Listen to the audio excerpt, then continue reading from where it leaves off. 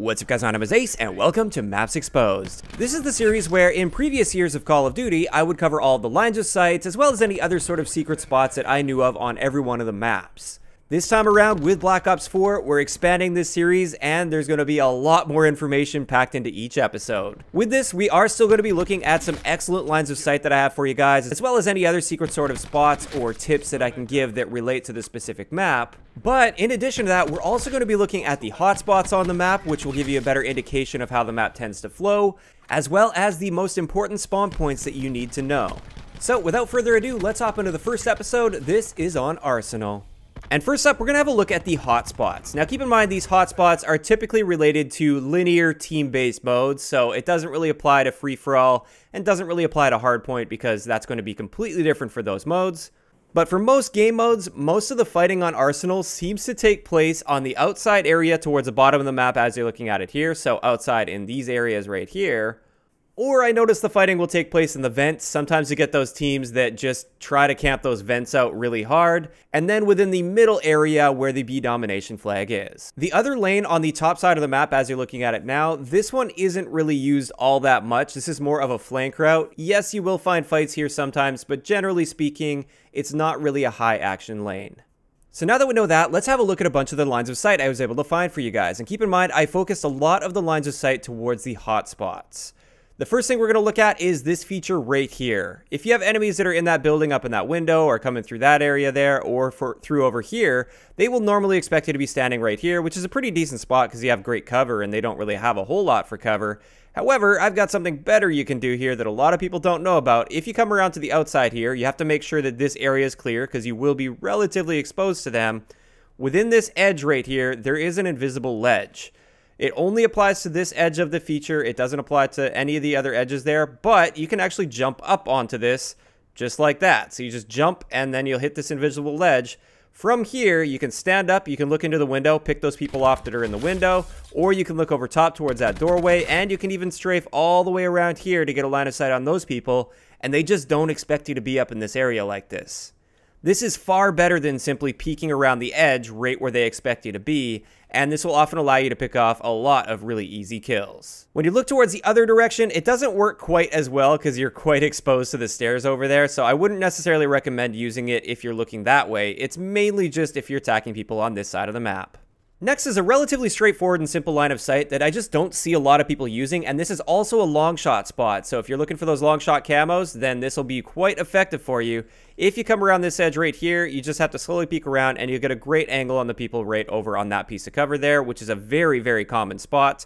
Another thing I wanted to point out on this side of the map, and you can sometimes use this to juke enemies, is you can fall off the map and you have 3 seconds to get back on the map, which is plenty of time in a lot of situations. And this actually can work out to your favor quite a bit. If you want to get around this corner a little bit sneakier, you might want to just drop down. They'll think that you're dead, and then you can just jump back up and get into the fight. It really is situation dependent. It's not going to work in every situation, but sometimes you can make that work to your advantage. Now, if you're coming from the C domination side of the map and you're attacking towards that direction there, the first line of sight I have for you guys, and this is great for first bloods or for getting those long shot camos, is to hug the wall really close here and come up the stairs. And as you can see right there, that's that super common piece of cover. You'll almost always find somebody right at the beginning of the game going to that spot. And it's basically a free kill for you if you've got an accurate gun. And you can easily control exactly how much of yourself you want to expose to them just by strafing up or down the stairs. Another line of sight that I have for you guys that's a little bit unique is for the people that peek around that edge there, which is super, super common to see people do. They are very exposed, so you could just kind of use the stairs here to take them out because you have the advantage there because you can choose how much of yourself you want to expose. But if you are coming off of spawn, this is a great check spot as well for a free kill. Just jump up on here, strafe over, and there you go. It'll give you a perfect angle on those guys, and they are almost never looking this far back, and it'll be just a free kill for you. Now, getting into the vents here, this is a super common spot for people to go to. It really depends on the map, actually. Some teams, they just don't touch it at all, and then other times you'll run into games where you just can't seem to get the enemies out of the vents. Couple quick tips for you guys. First off, Skulker. This is the one map in the game where I feel like Skulker is actually really advantageous if you plan on going into the vents. You'll be able to get up there faster than anybody, especially on an opening route. Also, Ruin's grapple hook works quite effectively for getting through these vents quickly. You can see there, you can just pop yourself right into the vent, and that'll get you here pre-aiming before those guys come up, and that'll mean a free kill for you as they come around this corner. Also with the vents, a great way to counter them if you happen to be in this middle B domination area, instead of just waiting for them to come out and expose themselves here, you can actually jump on top of this area right here and see a little bit into the vents. And remember, these vents are super thin, so you can wallbang them through this very, very easily. You don't lose a whole lot of bullet damage, so you can pick those people off. A lot of times, if I just half suspect somebody will be up there, I'll jump up here, I'll just pop a few shots there. If I happen to get a hit marker, I keep spraying, and it's led to quite a few free kills for me. And this works both ways as well, because this map is quite symmetrical, especially in the middle area here. Spray through those vents, and you can get yourself some easy kills. Another thing you can do to counter the people in the vents is simply jump up on this little countertop right here, and there you go. You'll actually get a slight line of sight on people. You can also jump up to get a little bit of a better line of sight. They don't normally expect this. They're not normally going to be sitting back there and looking out in that direction there. They're mainly going to be looking to the other people that are going to be in this area, and you'll often be able to see their head through there and pick them off really easily. Now, also in this middle room here, a thing I like to do if I expect people are going to be coming to this window and they haven't quite come around there yet, maybe I see them on the minimap or something and I know they're going to be coming for that doorway, you can jump up on this area here and it gives you a great line of sight all the way into that doorway. And this brings us to the next map-specific tip I have for you here.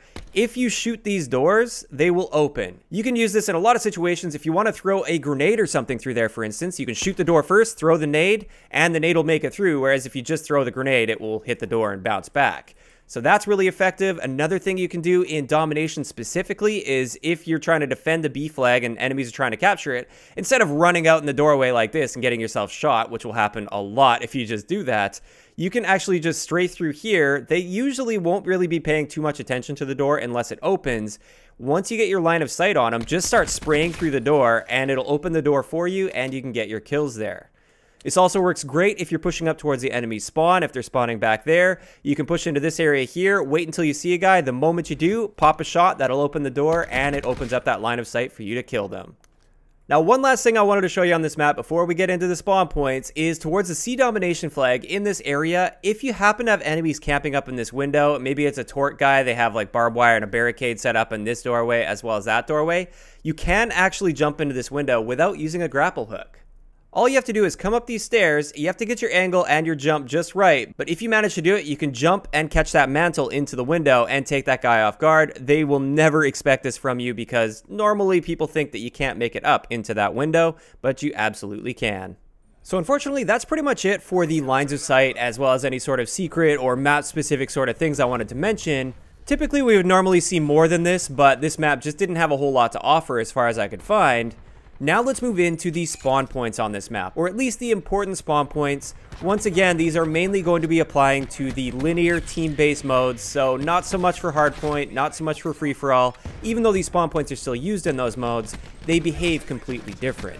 Now, before we actually have a look at the spawn points themselves, just wanted to explain, since this is the first episode, I'm not going to be talking a whole lot about spawn logic here, because there's still a lot of work to be done on this, and with every patch, there are some spawn adjustments. However, the spawn points themselves, I feel, are at a point now where they're not likely to change, at least not significantly by any means. So I wanted to share those with you guys and include it with this series for those people that want to learn the spawns. This is more so just to help aid you in learning those spawns. So first up, let's have a look at the primary spawns. Now, the primary spawns are the spawns you're going to be seeing in like 90 to 95% of situations. These are just the basic spawn points where you will almost always be spawning. And as you can see on Arsenal, it's pretty straightforward and easy to remember these primary spawn points. There's not too many of them. They're spread out along the back edge of the map on both sides.